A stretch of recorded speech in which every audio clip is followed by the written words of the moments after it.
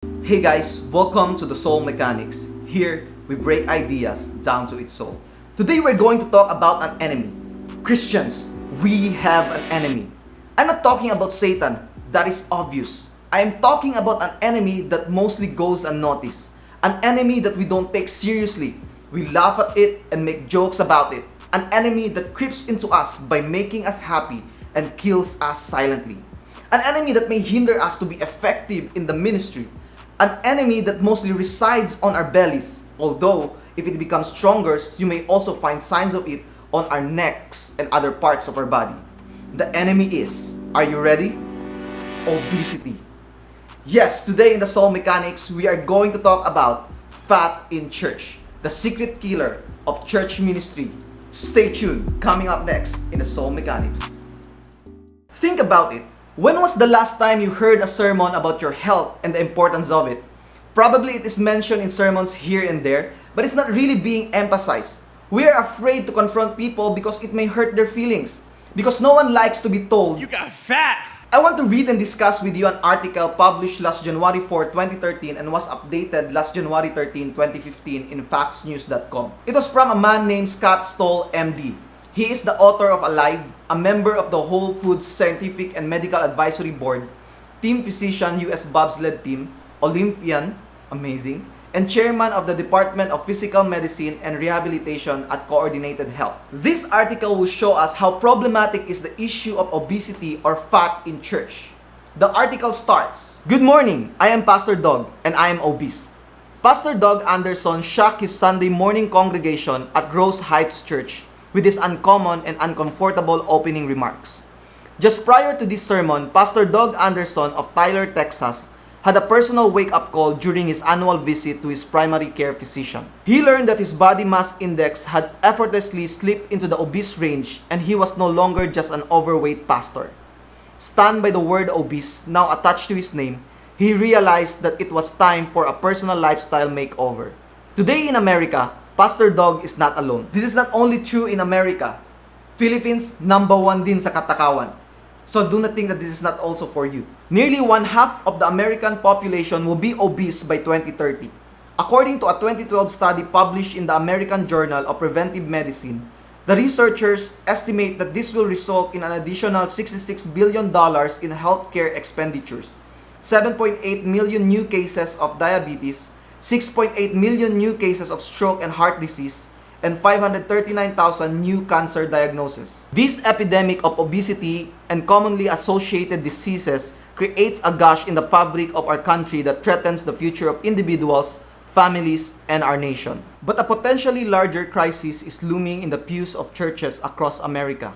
Again, not only America. In fact, statistics suggest that the church today may indeed be in worse condition than the general population. A 2006 Purdue study found that the fundamental Christians are by far the heaviest of all religious groups, led by the Baptists with a 30% obesity rate compared with Jews at 1%, Buddhists and Hindus at 0.7%. This study prompted the lead researcher, Ken Ferraro, to say, America is becoming a nation of gluttony and obesity and churches are a feeding ground for this problem. What? The churches are a feeding ground of gluttony and obesity? No. Let's keep on reading. Similarly, a 2011 Northwestern University study tracking 3,433 men and women for 18 years found that young adults who attend church or a Bible study once a week are 50% more likely to be obese. Imagine, cause of obesity, church attendance, and Bible study. Hey man, do you want to get fat? Yeah, sure. Attend our church and Bible study. Hey skinny people out there, the secret of gaining weight is attending church and joining a Bible study. Let's continue. The Pawtucket Heart Health Program found that people who attended church were more likely than non-church members to be 20% overweight and have a higher cholesterol and blood pressure numbers. Finally, a pulpit and pew study of 2,500 clergy found that 76% were overweight or obese compared to 61% of the general population at the time of the study. Some are thinking right now, so what if I'm overweight? God loves me, God is for me, and I serve God. Not for long. This is where it gets serious. At the church level, Pastors and clergy are burdened by the skyrocketing number of their members with chronic diseases such as cancer and heart disease, and confess that a growing and disproportionate amount of their time is spent caring for their ill members and less time spent in study, discipleship, and evangelism. Recently, another pastor in Texas shared that his church health premiums doubled in 2012 because one staff member developed several diseases directly related to diet and lifestyle. The obesity epidemic in the church appears to be undermining the primary purpose of the church and its missions work by straining church budgets, decidedly absorbing money that would be spent on missions abroad, and consuming the time and energy of pastors and church members. Things in church that are affected by obesity. Number 1. Leadership attention is divided. It is part of the responsibility of a pastor or a leader to take care of their sick members. But if more and more members get sick due to obesity, the time that should be spent in study and doing actual ministry work will be spent in trying to take care of its sick members. Number 2. Church resources depleted. If you are an obese full-timer, chances are you are prone to sickness and disease. So when you do get sick, the resources that should have been used for missions or ministry will now be redirected to you.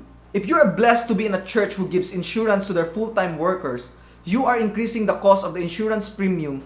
Again, more resources directed towards you. Not to mention that you as a full-time worker is also a resource of the church. So by becoming sick, the resources of the church is depleted. Number 3. The church primary purpose degraded. As the leadership attention now divided and the resources depleted, the church will not be able to do what it is supposed to do, which is to reach more soul for Christ. To continue in the article, the contemporary church culture has unwittingly contributed to the rise in overweight and obese parishioners. Today, it is rare to hear a sermon preached on the stewardship of the physical body, and even more rare in the vice of gluttony. It has become a secret and acceptable vice in the modern church. Yeah, that's right. We love to rebuke people with all other sin, except overeating or abusing the body. Tables at potlucks strain under the weight of pound cakes, pizza, fried chicken, and cheesecake, and fellowship is not considered complete without these rich, decadent, and yes, addictive foods. The sacred Sunday ritual between services is donuts, bagels, and cream cheese, and coffee with cream and sugar, right? Every discipleship meeting, every service team meeting, every Bible study, food here, food there, food everywhere. And finally, Platonic dualism, the belief that the spirit is sacred and the physical body is corrupt and inconsequential, perpetuates this problem and assists many in justifying unhealthy nutritional habits. This is one of the wrong perspectives that needs to be purged in the church, that Christianity is limited to the spiritual. We need to realize that though our message is spiritual, our medium is physical. But we destroy our bodies not only by being obese, but also not getting enough sleep and no exercise. We need our bodies to function efficiently to be able to do the work of Christ. How many times were you not able to attend a meeting because you are sick? How many times have you canceled a Bible study because you are not feeling well? How many times have you backed down from a preaching opportunity because you are too sick to stand up in the pulpit? Churches across America, also in the Philippines, stand at a critical crossroad, urgently in need of a decision to be a cause or a cure to the growing epidemic of disease and obesity. But in the midst of every crisis is an opportunity. It is not my intention to condemn or make anyone feel bad, but we have to address this in order to continually do God's work. We need to understand that our physical health plays a vital part in the ministry. When you get sick due to obesity, you lose, and by extension, the church loses. Guys, do not be a victim of the secret killer of church ministry. Hey guys, do you agree with me or there is something that I missed? Let me know in the comment section. If you find this helpful and good for your soul, make sure to like, share, subscribe if you're new, and hit the bell notification to not miss the next video. See you around. Bye! Okay, it's time for some Jollibee.